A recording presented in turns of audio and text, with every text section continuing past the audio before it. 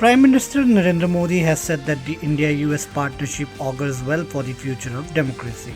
Addressing the US Congress today, Mr. Modi said the US is the oldest and India the largest democracy.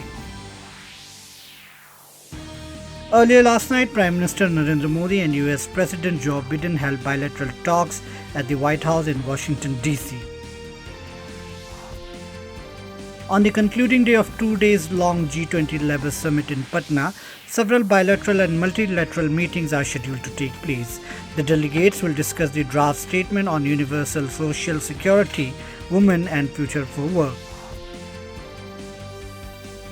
Union Home Minister Amit Shah is visiting Jammu and Kashmir today for a 2-day tour during which he will inaugurate and lay foundation stones of various developmental programs.